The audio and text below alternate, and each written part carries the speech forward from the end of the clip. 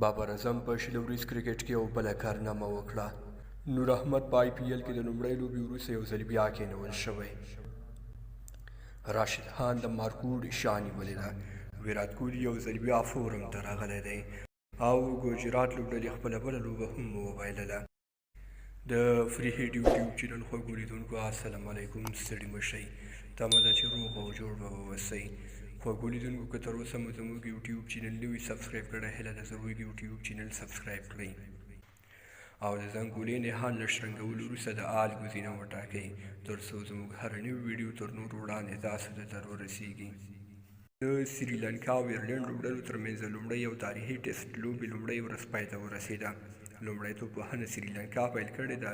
سریلانکا د لومړۍ ورځې تر پایه 380 منډې وکړې او 4 مهم لوبغاړي وسوځېدل.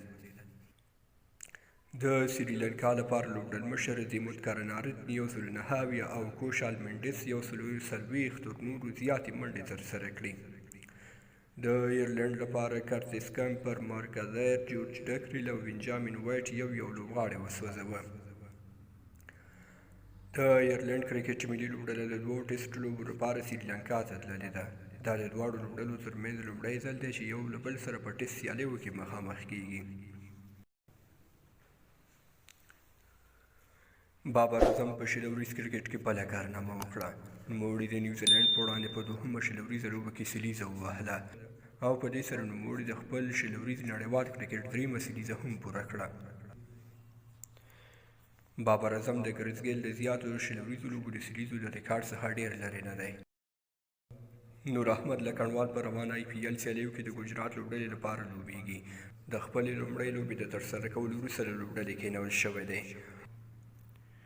نور احمد لکنوال د تېرې جمعې په ورځ د راجستان لوبډلې په وړاندې د خپل آی پی ایل کیریر لومړنۍ لوبه ترسره کړه چې د 29 منډو په وړاندې یو لوبغاړی وسوځوه.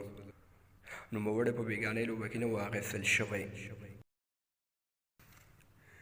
راشد خان په آی پی ایل سیالیو کې د مارکوډ شا نیولې او هڅه کوي چې د روانه آی پی ایل سیالیو د توپ اچوونکو د برخې لومړی مقام له ځانه سره وساتي. مارکوډ په 4 لوبو کې د 11 لوبغاړو په سوځولو سره د روان آی پی ایل لومړی توپ اچوونکی دی، خو راشد خان بیا په 15 لوبو کې 11 لوبغاړي سوځولي او دوهم مقام له ځانه سره لري. ویرات کوهلي یو ځل بیا فورم ته راغلی دی.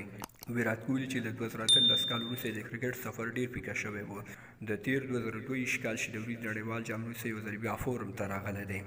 ویرات کوهلي په تېرو 4 سیزنونو آی پی ایل سیالیو کې هم له فورم غورځېدلی و چې تازه اوس یو ځل بیا په روان آی پی ایل سیالۍ کې ډېرې ښې لوبې ترسره کوي. نوموړی د روان آی پی ایل سیالیو په 4 لوبو کې 3 نیمه سلیزې وهلې دي او د توپ وهونکو په لیست کې 5م مقام له ځانه سره لري. او د پای خبر دا چې ګجرات لوبډلې خپله دوهمه لوبه هم وبایلله او راجستان لوبډلې 4مه لوبه هم وګټله. د دواړو لوبډلو ترمنځ لوبه بېګا شپه ترسره شوه. ګجرات ټایټنز لومړی توپ وهنه وکړه، د 7 لوبغاړو په سوځېدو یې 120 منډې وکړې. ډیوډ میلر 40 او شوبمن ګیل 45 تر نورو ډېرې منډې ترسره کړې. راجستان لپاره سندیپ شرما 2 لوبغاړي وسوځول.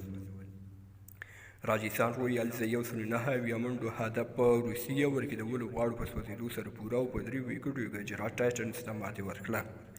راجستان رویالز لوبډلمشر سنجو سامسون 80 او شیمرون هیټمایر 55 منډې ترسره کړې. محمد شمی 3 او راشد خان 2 مهم لوبغاړي وسوځول، خو بریا یې خپلې لوبډلې ته ورنشوه کړی. هیټمایر د دې لوبې د غوره لوبغاړي جایزه ترلاسه کړه.